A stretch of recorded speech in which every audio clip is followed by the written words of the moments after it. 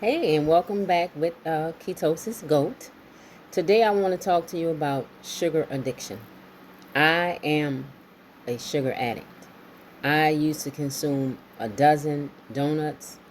I would consume chips, large bags of Lay's potato chips, Funyuns, every type of junk food that you can imagine. I would buy candy, eat the whole bag. I called myself getting maybe, a handful and putting it away, and just throughout the day going back and forth and finally just finishing off the bag. I had to come to terms that I was addicted to junk food, sugar, and I had to do what I needed to get this under control. From fries, pizza, burgers, chips, popcorn, candy, sodas, I was addicted. And sad to say, my suppliers were so easily accessible. Little Debbie, Fanta, Crave, Fruit Loops, all the drinks, all the sodas. It called me. I had no control. I had to find a way to get myself in control again. What did I finally do to beat the addiction?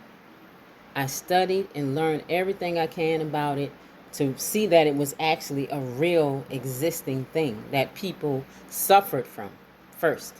And then I came to keto, and understanding eliminating those things would eliminate the cravings. The first few days of not eating junk food was a disaster. I didn't have the literal shakes, but it called me. It called me. I had trouble sleeping, concentrating, energy was down. But after those first few days, after my body was cleared of all the garbage, I was renewed. And I found that keto saved my life.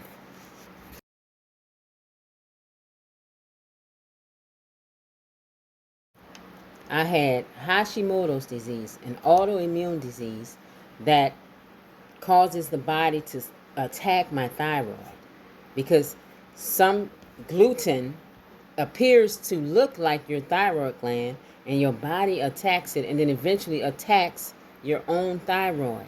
Food did that. Food caused me to endure years of symptoms from Hashimoto's, losing my hair, gaining weight, destroying my metabolism.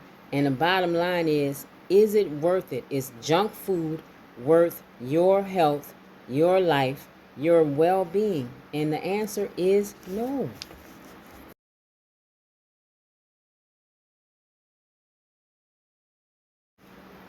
Are you a sugar addict? Are you addicted to carbs?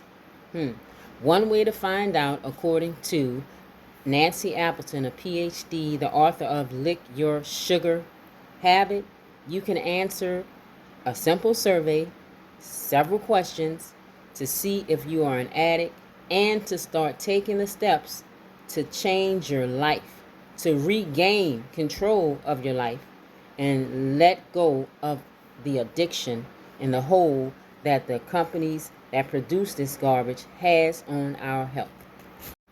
First, we have to know the different sugars, right? There's so many names. I'm going to name a few here, but this list is not all inclusive.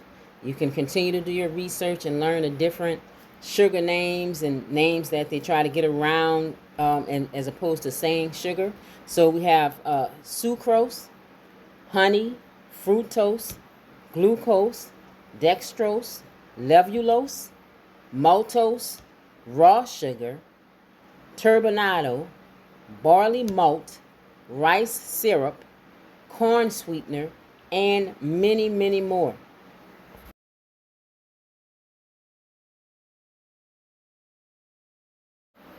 These are the questions that you would answer to determine if you have a sugar addiction, according to the author of Lick Your Sugar Habit. One, and these are true or false questions. One, I do not eat refined sugar every day. Is that true or false? Two, I can go a day without eating any sugar-containing foods. 3, I never have cravings for sugar, coffee, chocolate, peanut butter, or alcohol. 4, I've hidden candy or other sweets around my home in order to find and eat them later. I can stop eating at one piece of candy or pastry. Number 6, there are times when I have no sugar at all. Is that you? I can go 2 or 3 hours without eating candy or sugars and not experience a downfall or feeling tired. Number 8, I can have candy or sweets in my home and not even eat them. Is that true or false for you?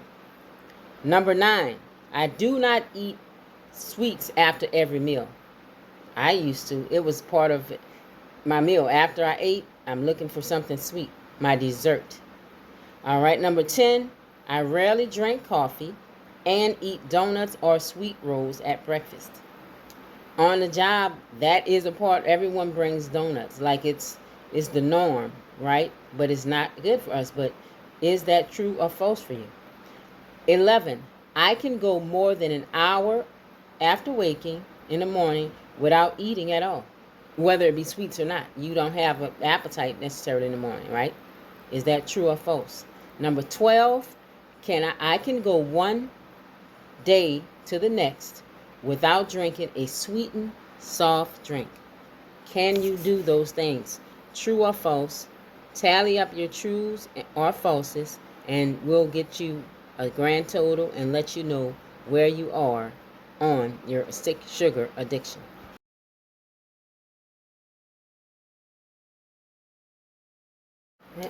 Okay, so if you answered false to more than 4 of these statements, the chances are you are sugar sensitive, right? You're probably allergic to sugar and also addicted to it, according to her book. And if you answered false to 4 statements or fewer, it doesn't necessarily mean that you don't have an addiction, but perhaps you don't quite realize just how much sugar you are eating on a daily basis. Why is breaking the sugar addiction a big deal? You buy sweets, you enjoy them, you're living your best life, you're having fun. It's great, but it's destroying your body. I am here as a living testament to tell you that this stuff is killing us slowly. Thyroid, Hashimotos, pre-diabetic, PCOS, and one autoimmune disease calls on another. They correlate. So once you get one, you more than likely get another. And it's not worth consuming this junk. We have to get our lives back on track and do what we can to have a happy, healthy, longer life, right? I'm just going to talk about a few things how sugar devastates our body. We talked about the endocrine system, right? Your thyroid, right? You become insulin resistant. Hormonal changes. Women, we already have so many things going on. Why kick the bucket? Why, mess with that even further? Eating junk food impacts our hormones, right? It is metabolically impactful. It causes metabolic changes in us. It's so many things. And then the immune system, the sicknesses.